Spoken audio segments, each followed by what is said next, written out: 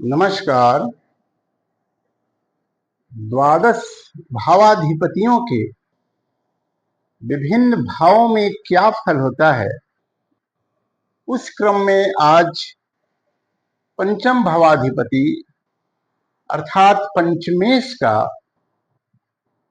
विभिन्न भावों में क्या फल होता है, उसको आप इस वीडियो के माध्यम से जानेंगे, समझेंगे, सुनेंगे।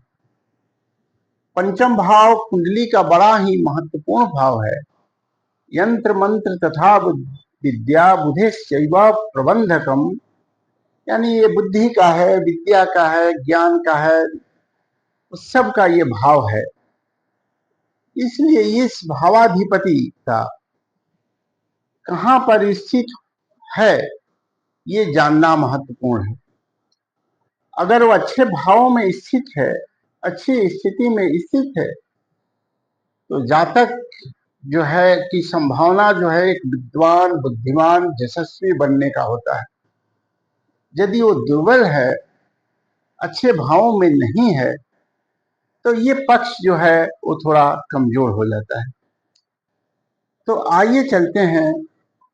यदि पंचमेश अर्थात पंचम भाव में किसी की कुंडली में यदि यहाँ पर जो भी संख्या लिखा हो, उससे वो देख लेगा कि यदि यहाँ 7 लिखा हो तो 7 का मतलब तुला हुआ। तुला का स्वामी जो है वो शुक्र हुआ, अर्थात शुक्र कहाँ बैठा है वो ये देखेगा। यदि पंचमाधिपति पंचमेश लग्न में हो तो जातक विद्वान, बुद्धिमान और न्याय प्रिय होता है।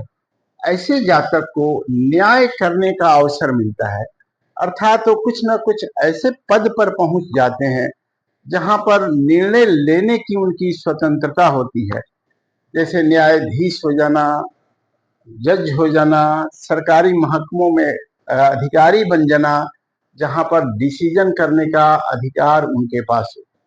बहुत पढ़ाई नहीं लिखाई नहीं हो पाई किसी कारणवश, वातावरण की वजह से, तो गांव में प्रधान हो जाना, गांव का एक प्रधान व्यक्ति हो जाना, भले ही पद न मिले, जहां पर सभी लोग विश्वास करते हो कि ये जातक न्यायप्रिय है। तो जातक विद्या बुद्धि के क्षेत्र में मन जस प्राप्त करता है, चाहे उसके पास ऊंची डिग्री हो या नहीं हो, उस समय के प्रवाह को समझता है।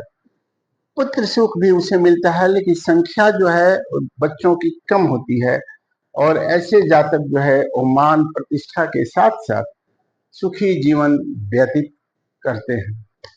यदि यही पंचमेश दूसरे भाव में चला जाए सुतेशे धनगे जस्य स जाता सुजसा भवी, यदि पंचमेश यदि दूसरे भाव में बैठ जाए, यहाँ पर बैठ जाए, तो ऐसा जातक अपने विद्या के द्वारा यश प्राप्त करता है, अर्थात नाम करता है, बहुत धनोपार्जन करता है। वो जो कुछ भी सीखेगा, चाहे वो कुछ भी सीख ले, वो उसके काम में आएगा।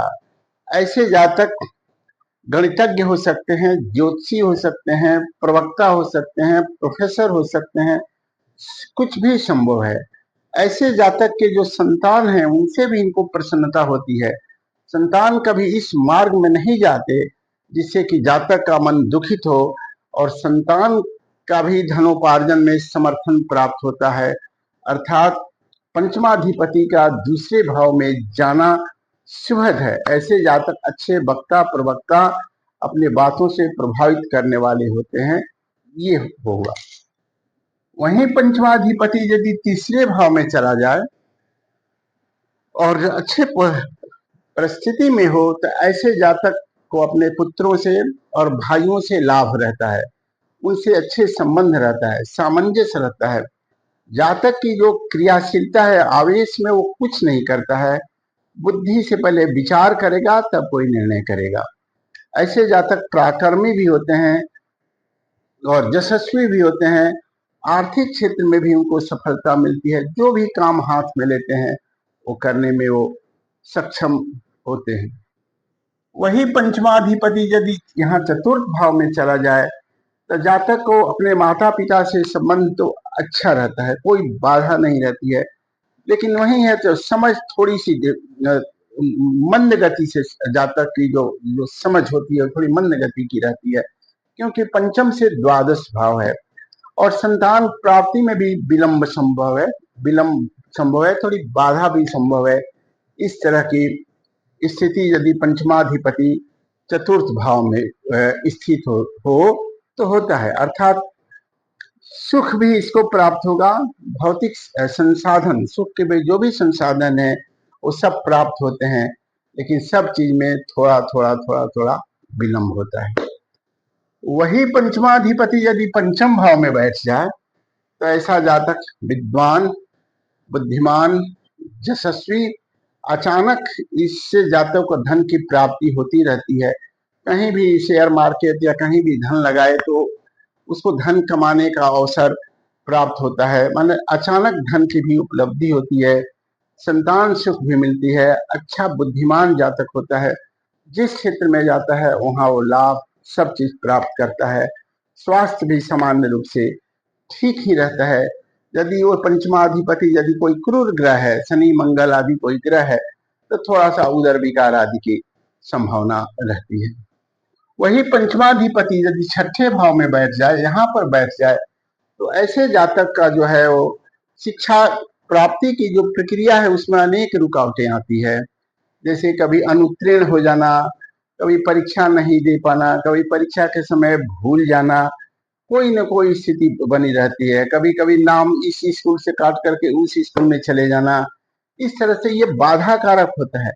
और जातक को अपने बच्चों से भी विचार नहीं मिलते, ये जातक कुछ रहेगा, बच्चे कुछ रहेंगे, वैचारिक मतभेद बना रहता है। कभी कभी ऐसा लगता है कि शत्रुवत पिता पुत्र में व्यवहार है, और कहीं न कहीं से जो जातक जिसकी कुंडली है उसको अपने संतान पक्ष से थोड़ा दुखित होना पड़ता है, चाहे कारण उसका कुछ भी हो। स्वास्थ्य भी उसका जो उदर विकार, कमर दर्द आदि इस तरह की जो middle part of the body है, शरीर का जो मध्यम हिस्सा है, वो थोड़ा दुर्बल रहता है। ये सामान्य फल हुआ पंचम भाव का, प्रथम भाव से लेकर के छठे भाव तक। कल के वीडियो में आप सप्तम भाव से लेकर के द्वादश भाव तक के फल के जानेंगे।